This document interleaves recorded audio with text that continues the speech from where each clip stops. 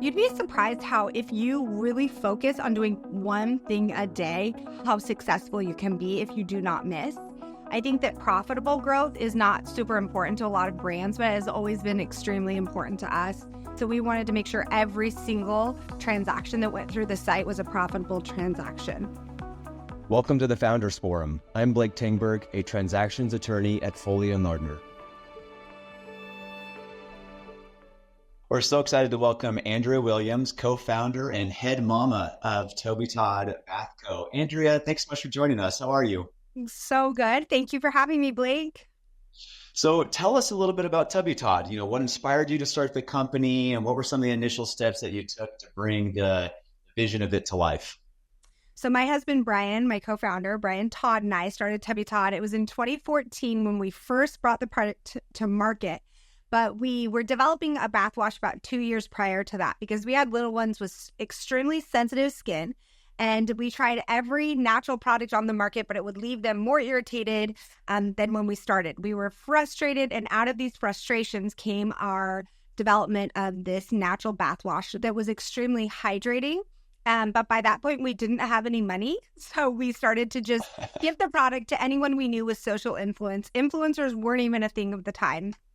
There were like mommy bloggers and people had just started creating Instagram accounts. So we would send them the bath wash and ask them to use it and let us know what they thought. We couldn't ask them to share because we didn't have any way to pay them if they did. But what we found was moms began sharing with moms about how this change in their children's soap made such a huge difference in their skincare routines. And from that, the Tubby Todd mom community was born. And we really built our whole marketing plan around just family sharing with other families. Oh, that's so interesting. So kind of a really ground roots start to the company. Yeah, it was really, really fun. Yeah. Oh, that's so cool. Well, so I understand you started, you said you started the company back in, around 2015.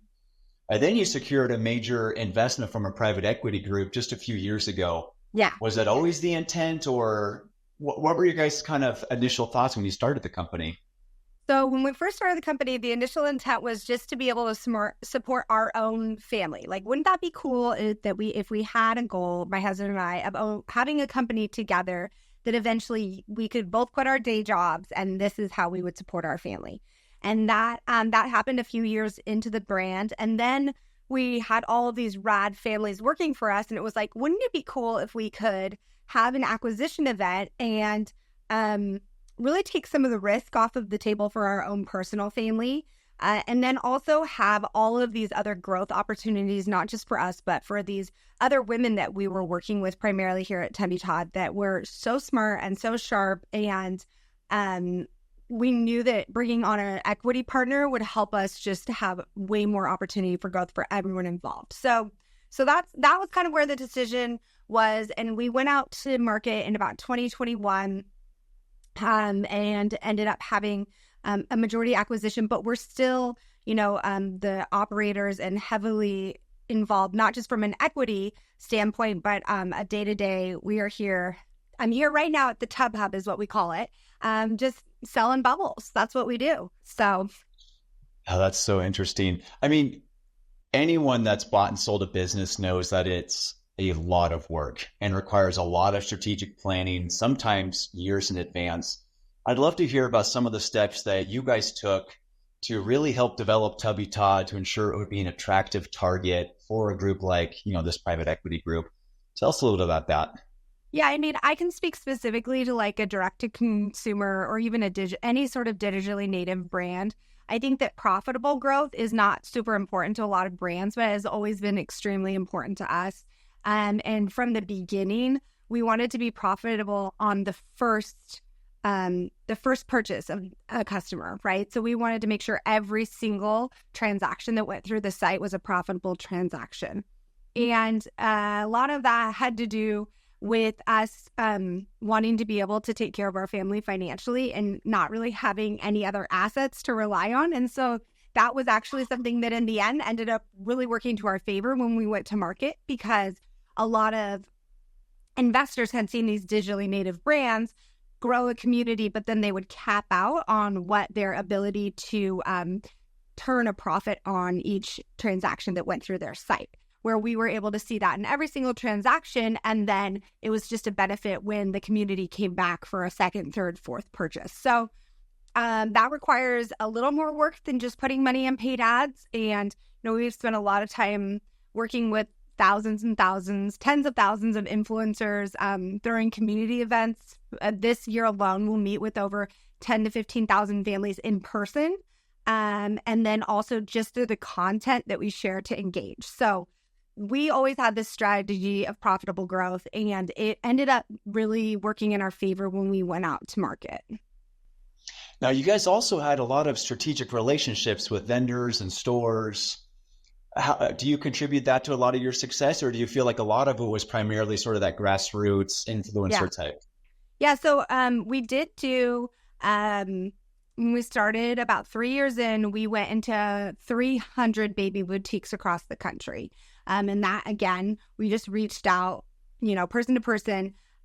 We decided at the end of a year of trialing this retail strategy that we pulled out of all retail and just have been on tubbytodd.com until actually 2 months ago when we went on to Amazon. So we weren't even on Amazon. Interesting. And the strategy behind that was honestly just being able to own the experience from start to finish with the customer. So I always think about like a sales process more like a touch point than like a funnel, right? Instead of top of funnel, it's like, what are the experiences along the way with the touch point that you're going to have with the customer? So maybe a mom's going to hear about this from someone at church, and then she sees an influencer talk about Tubby Todd. She enters a giveaway where Tubby Todd is featured. Then she hears another mom at her stroller strides talk about it, and then she sees a sponsor ad and she's going to convert, right? So you have to make sure no one's going to change the bath soap that they're putting on their baby if they haven't heard the name of the brand, right? So for us, it was easier to get these touch points through these digital experiences than it was in retail. The retail touch point was far more expensive for us, and even the Amazon touch point. We didn't have the team or the ad spend budget in order to be profitable and get that Amazon touch point and until just recently. So we've just really considered what are the most valuable touch points to our friends, which are our consumer, our mamas, and what's the most cost-effective way to get them. And so we actually stayed out of all retail, Amazon, until about 2 months ago. So no, I mean, I don't know if we had, the one thing we had going for us is, I guess we were kind of the first brand in our space doing it. So we weren't afraid of failing because we didn't know if it could be done, I guess. Or maybe we're just really naive. I'm not sure. But I don't know if it was the relationships, but maybe just a complete lack of awareness in general, And so that's how it all worked out. I'm not sure. That's so interesting. Well, what advice would you give to entrepreneurs that are like you guys, right? They're just plugging away. They're, nose at the grindstone, trying to sell their business. What advice would you give them as they're kind of going through this process? Yeah. So Blake and I actually grew up together, and my dad, who also has built a few businesses, and I remember when we were first starting Tubby Todd, he wasn't involved at all. And I called him one day. I was just so overwhelmed, because we were making this product and every single component was a process. My husband had worked in manufacturing, but he was working full time in a day job and wasn't involved in the development process. And so, from how do you find the right cap for a bottle to the liner that you need to use to make sure the soap is sealed in, I couldn't figure out each step. I just felt so overwhelmed. I had 2 young children, and he was like, hey, just think of one thing every single day that you're going to do and get that one thing done.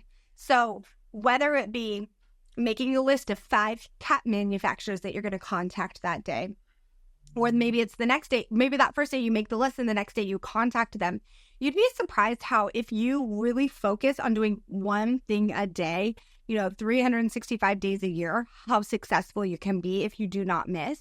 And that's what I really did. And when I start to get overwhelmed, even now in my responsibilities at work, I'll go back to like, hey, what's my highest level in my role here? And what am I doing every single day to push the needle forward to achieve that goal, whatever it be at the time for the organization?